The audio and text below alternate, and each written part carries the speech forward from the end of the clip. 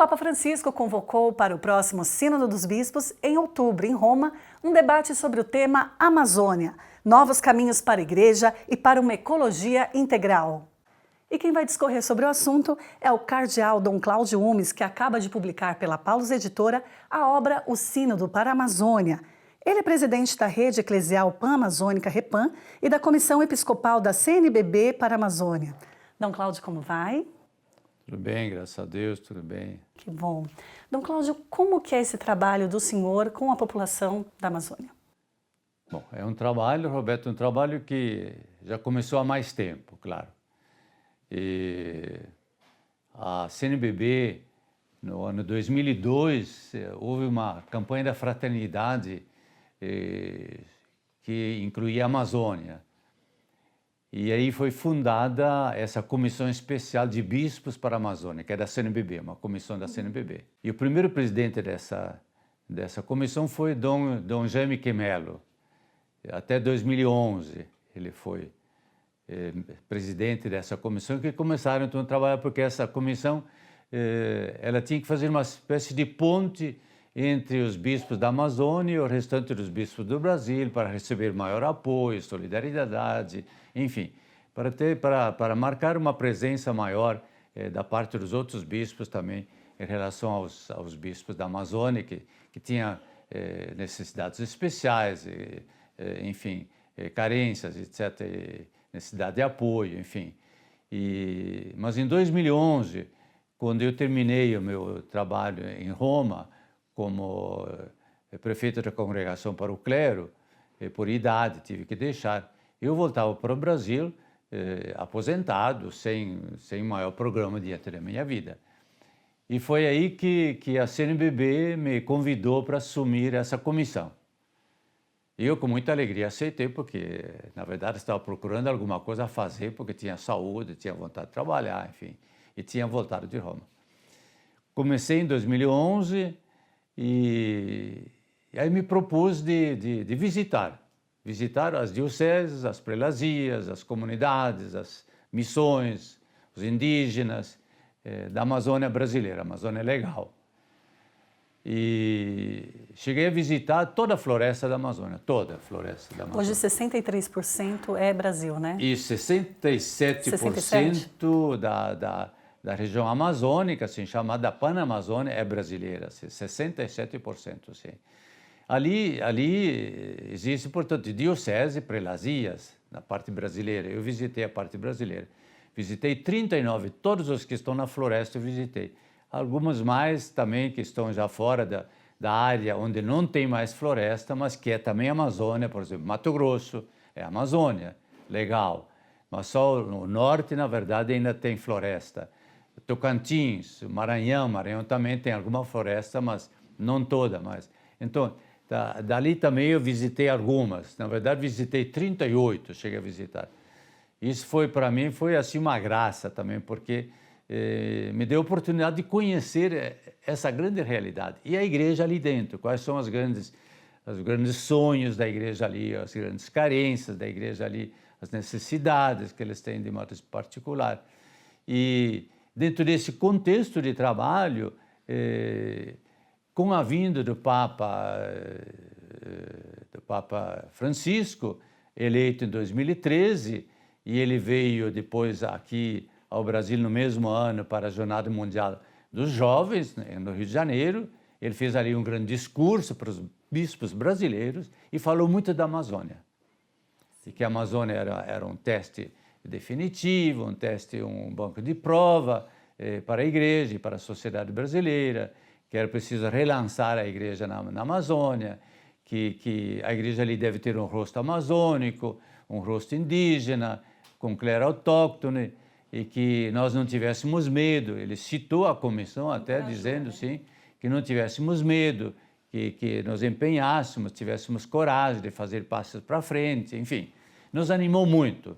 Então esse trabalho, claro que se intensificou mais ainda. No ano seguinte, foi fundada a Repam.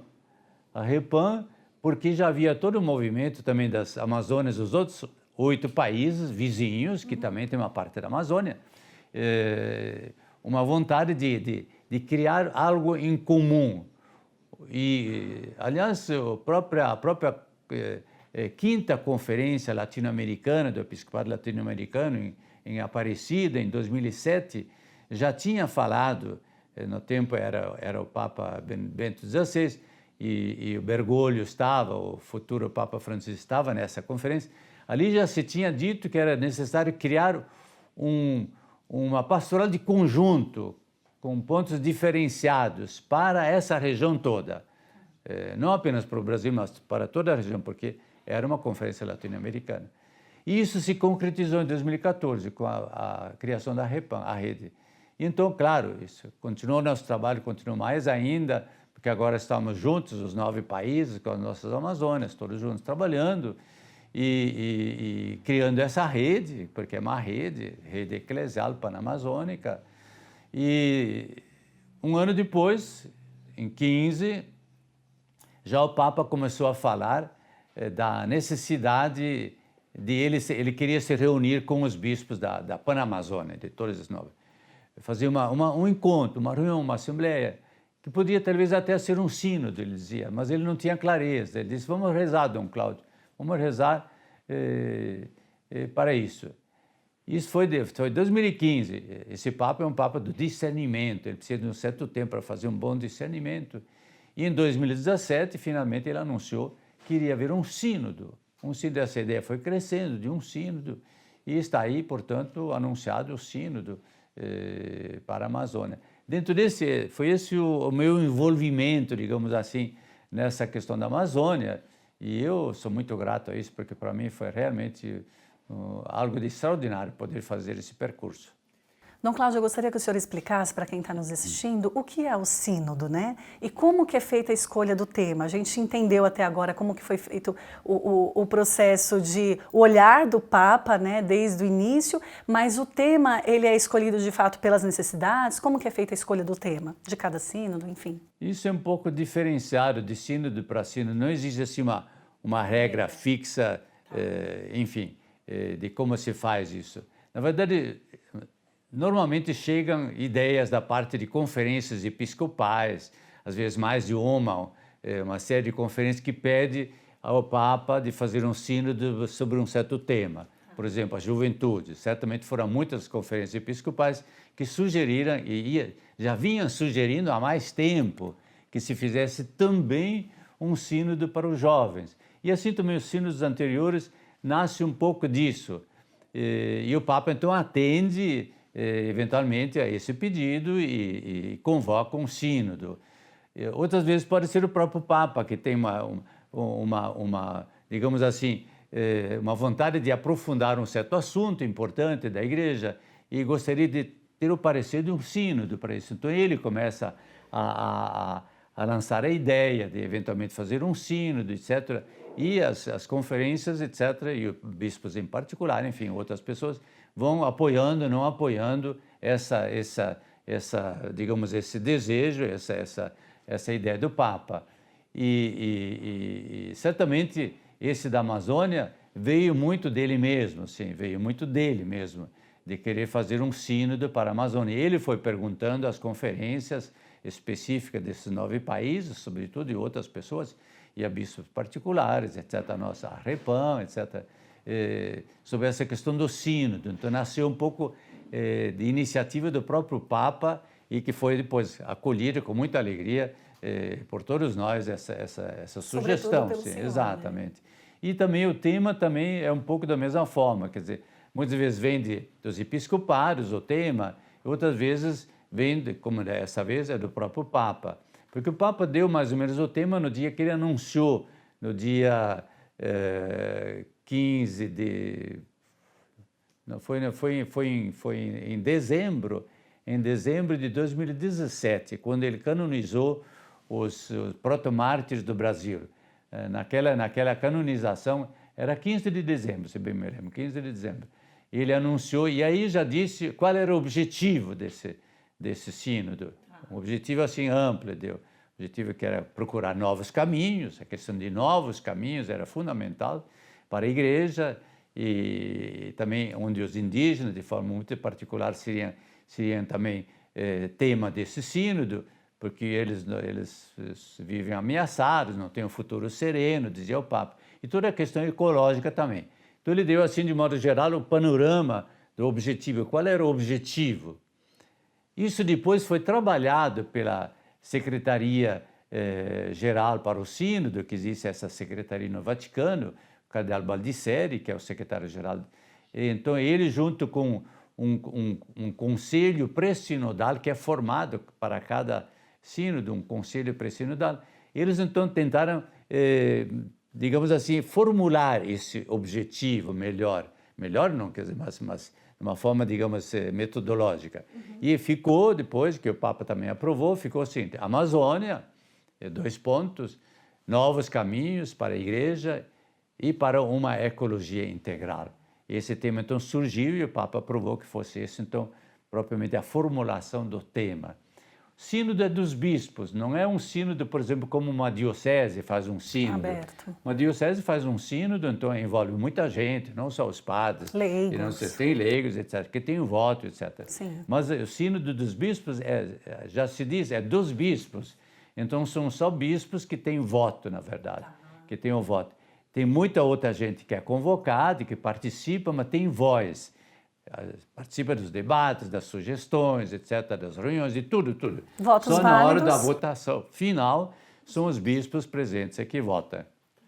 E essa vez são todos os bispos da região. Porque normalmente os sínodos são bispos delegados, porque não se pode convocar todos os bispos do mundo, seria um concílio, então. Não, o sínodo exatamente é feito por delegação. Quer dizer, cada conferência tem direito a nomear a eleger tantos delegados, bispos.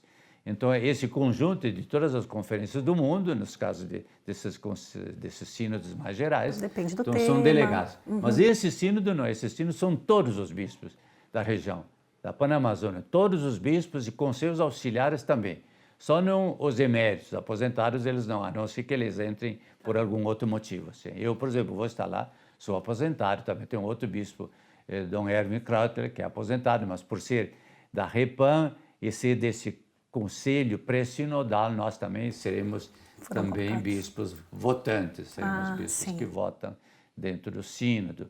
Então o sínodo é isso, ele na verdade é o Papa que consulta, o Papa quer escutar, quer se deixar também iluminar sobre uma grande questão, e que é a questão da Amazônia, que por muitos motivos é importante. E o senhor acredita que quais são esses motivos que serão os temas principais que serão debatidos? Quais são? Sim, em primeiro lugar, a própria Igreja na Amazônia, a presença da Igreja na Amazônia. Por isso se diz novos caminhos. Tá. Como procurar novos caminhos? Significa que os caminhos atuais que a Igreja oferece, a missão, as condições, etc., enfim, não estão sendo suficientes.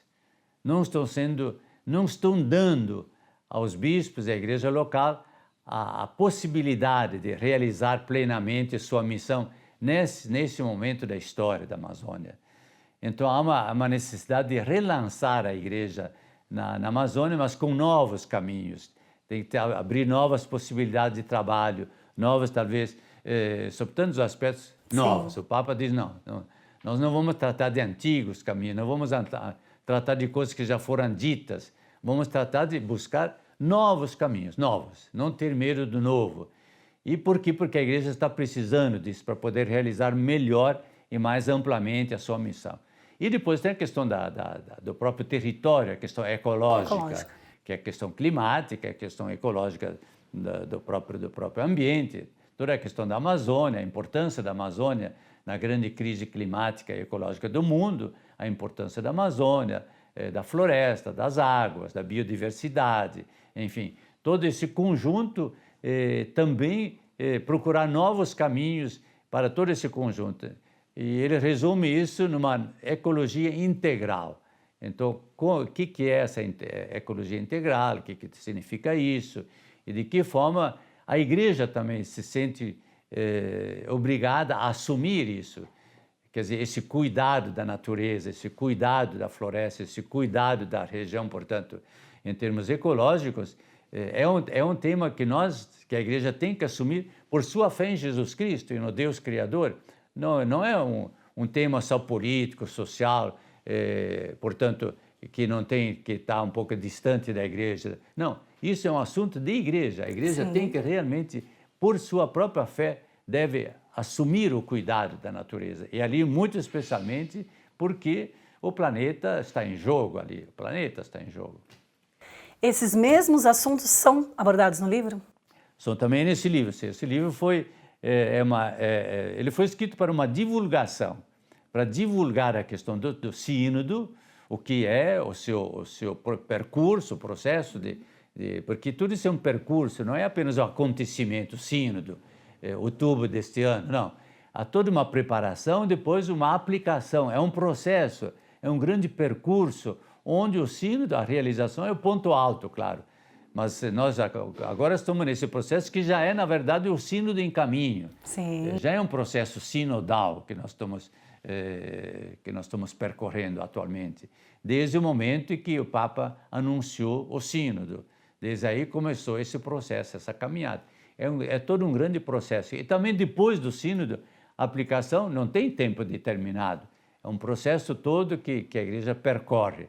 Mas o sínodo, propriamente dito, é o ponto alto que pretende nos mostrar novos caminhos. Sim. Tá.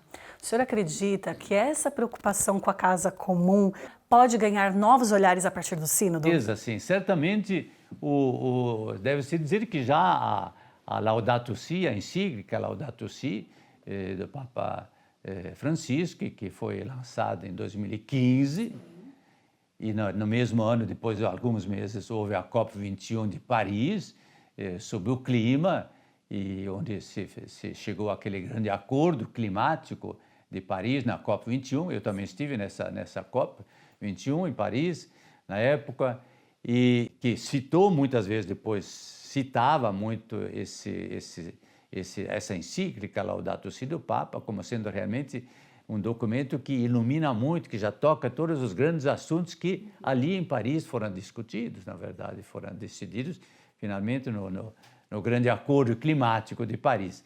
Então, a Laudato Si já fala muito sobre todos esses temas que o sínodo também vai aprofundar. Claro que com a caminhada do mundo, com digamos assim, esses aprofundamentos todos e também o risco que corremos, porque é uma questão urgente, uma questão grave. Então, cada ano que passa intensifica a nossa responsabilidade. Isso, claro, que faz com que também esse sínodo possa trazer ainda novas dimensões e novos aprofundamentos dessa temática mesmo que se tratou na Laudato Si e na COP21 e as COP subsequentes que também trataram desse mesmo acordo climático depois, sim. Então, tudo isso um pouco também, o livro também, ele aborda, mas numa forma de divulgação. Não é um livro de alta teologia ou de alta ciência, etc. Não. É um livro para o povo em geral que toma, portanto, um contato sobre o que é esse sínodo, quais são os grandes temas, como nós podemos nós mesmos também nos envolver nesses temas todos, como depois receber o sínodo. Porque quanto mais gente, eu sempre digo, quanto mais gente participa na preparação, todas essas pessoas estão esperando os resultados. Quer dizer, para ser recebido, quanto mais você contacta na preparação, mais você terá gente que vai querer imediatamente receber e começar a participar na aplicação também, claro. Como que o senhor sugere que seja trabalhado esse tema nas dioceses, nas paróquias, no dia a dia das pessoas? Acho que, em primeiro lugar, tomar conhecimento. É muito importante, porque existe a opinião pública hoje, sabe muito pouco sobre tudo isso. Não apenas a opinião pública da igreja, mas toda, em geral, da sociedade. Sabe pouco, é pouco informada sobre o que está acontecendo, o que é essa crise climática, ecológica, quais são as causas que estão por detrás, quais são os caminhos de solução, etc. Há muito pouca formação da opinião pública mundial, até mundial, sim, não só do Brasil, mundial. Isso é um problema mundial. Como criar uma opinião pública que conheça isso e também favorável, que seja favorável, porque na medida que vai conhecer, ela não tem como não ser favorável, porque o planeta corre realmente risco real. Isso é real, não é apenas uma fantasia. E mesmo que alguém pode negar, não deixa de ser real. Porque tem gente que nega, mas isso, mesmo assim não deixa de ser real. Real está aí. Então, de fato, pode-se fazer isso através de um maior conhecimento, de maior apoio, enfim, e também de olhar um pouco nas suas próprias áreas. Porque a questão ecológica, ela tem a ver com todo o planeta, não apenas com a Amazônia ou outros biomas desse tipo, como é a bacia do Congo, por exemplo, na África. Não, é o nosso dia a dia. Os grandes vilões do aquecimento global, dos problemas ecológicos, são as grandes cidades, por exemplo. Por quê? Porque é ali que há toda a poluição do ar, toda a poluição das águas, todo o descarte de lixo não tratado, toda a questão de... Consumo excessivo. O consumo, quer dizer, o consumo de água, de luz, e desperdício de energia, desperdício de água, desperdício de comida. Isso acontece nas grandes cidades. Como é que você em casa vai encarar isso? Você tem responsabilidades em casa e só você pode fazer isso em casa. Nenhum outro vai fazer. Você tem que cuidar de não desperdiçar água, luz, energia, comida, enfim, de não poluir com excesso de produtos químicos de limpeza, porque isso entra tudo de novo nas águas, de novo polui as águas, enfim. Como cuidar do nosso Tietê, como cuidar, portanto, dos nossos rios, as cidades, os nossos rios que não têm mais a mata ciliar, as nossas nascentes que estão desprotegidas.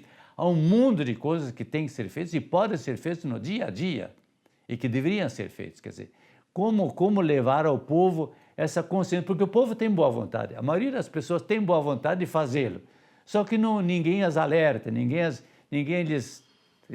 as encoraja, ninguém lhes dá, enfim, falta uma campanha mais efetiva, né? Exatamente. Isso os meios de comunicação têm muito a ver com isso, muito, porque o povo chega a saber dessas coisas através dos meios de comunicação. Sim. Dom Cláudio, muito obrigada. Eu agradeço e até falar para o senhor, no fim, para deixar uma mensagem, mas a mensagem acho que foi dada para que todos assumam as suas responsabilidades e para entender também que o problema da Amazônia é um problema nosso, né? Sim. A degradação ambiental, o problema da biodiversidade, isso pode afetar cada um, Exatamente. né? E a gente poderia dizer no final, não ter medo de assumir isso com coragem e com paixão. Nós temos que assumir essas coisas com coragem, porque precisa ter muita coragem, porque há custos para isso, mas também com paixão, porque sabemos que vale a pena de assumir isso, porque com isso nós salvamos as nossas gerações futuras, salvamos o planeta e fazemos com que o planeta continue saudável, bonito e encantador também para as gerações futuras. É verdade. Muito obrigada. Se você quer mais informações, nós temos o livro, Dom Cláudio é o autor do livro O Sínodo para a Amazônia, e você pode encontrar também no site da Paulus, www.paulus.com.br.